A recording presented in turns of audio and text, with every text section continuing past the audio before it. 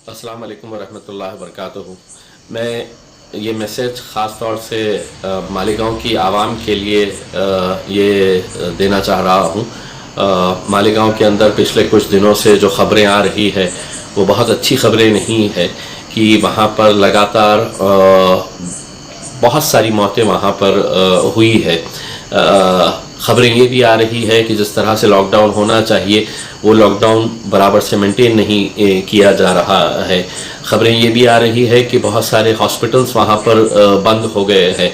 इस ताल्लुक़ से एमआईएम पार्टी के अध्यक्ष एमपी जनाब असदुद्दीन अवैसी साहब लगातार हर रोज़ वो मुझसे इस बारे में बात करते हैं कि मालेगांव के ताल्लुक़ से जो ख़बरें आ रही है वो अच्छा नहीं है, और उसको मुझे फॉलो करने के लिए मैं लगातार हमारे एमएलए मुफ्ती साहब के साथ संपर्क में हूँ। वहाँ पे हमारे दोनों ही मलिक भाई के कांटेक्ट में हूँ, और वहाँ पर लोगों को क्या बेहतर से बेहतर किया जा सकता है उस ताल्लुक़ से हमारी बातचीत चालू है। आज ही मैंने महाराष्ट्र के हेल्थ मिनिस्टर राजेश टोपे साहब से बात किया और उनको ये बताया है कि मालेगांव का सिचुएशन कितना अलार्मिंग है, और वहाँ पर दिन ब दिन जो मौतों का आंकड़ा बढ़ता जा रहा है वो एक यकीनन सबके लिए ही तशवीश की बात है, चिंता की बात है। राजेश टोपे साहब ने यह आश्वासन दिया है कि मालेगांव के लिए वो एक विशेष टीम वहाँ पर भेजने का सोच रहे हैं। साथ ही साथ गृह मंत्री होम मिनिस्टर अनिल देशमुख साहब ने कहा है कि वहाँ पर एक्स्ट्रा पुलिस फोर्स बढ़ाने की वो बात कर रहे हैं। ये सब तो हो जाएगा, गवर्नमेंट की तरफ से जितना भी होना है वो हो जाएगा, लेकिन अगर आवाम अगर ताउन नहीं करेगी तो यकीनन ये मौत का जो आंकड़ा मालेगांव से आ रहा है ये और बढ़ता जाएगा। इसीलिए मैं आप लोगों से अदबन ये गुजारिश करना चाहूँगा कि कुछ दिनों के लिए आप लोग अपने घरों के अंदर बंद रहे।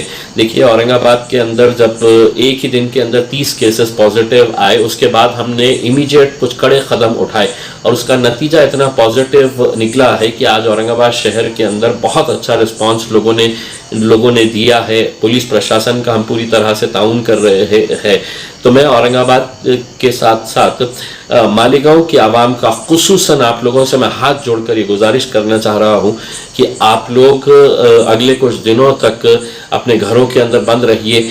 मुझे मालूम है कि बहुत सारा गरीब तबका वहाँ पर है, लेबर क्लास है, वहाँ पर जो मिल के मजदूर है वो लोग ज़्यादा है, खाने पीने की दिक्कतें हो रही है।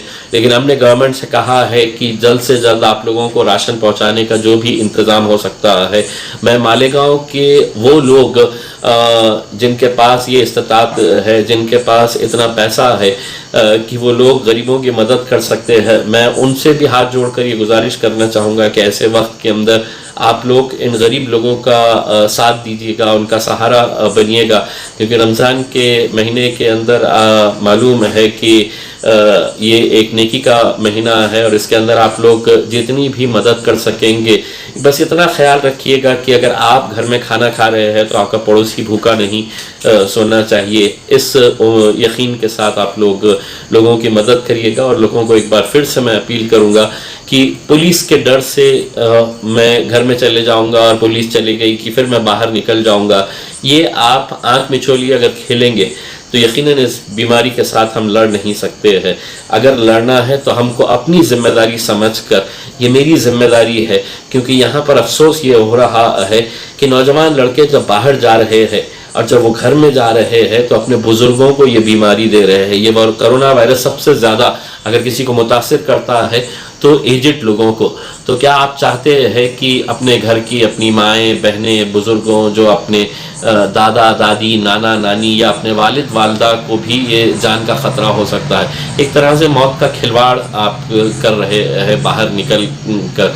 तो मैं बस आप लोगों से यही अपील करना चाहूँगा कि खुद की जान बचाइए, अपने घर वालों की जान बचाइए, मालेगांव को सुरक्षित रखिएगा, और पुलिस प्रशासन जो भी आप लोगों को ताकीद कर रही है उसका पालन करिएगा। मुझे मालूम है ये बहुत मुश्किल घड़ी से हम लोग गुजर रहे हैं, लेकिन इंशाल्लाह अगर आप लोगों का ताउन रहा तो हम यकीनन इस कोरोना वायरस को मात दे सकते हैं और ये जंग हम जीत सकते हैं। बहुत बहुत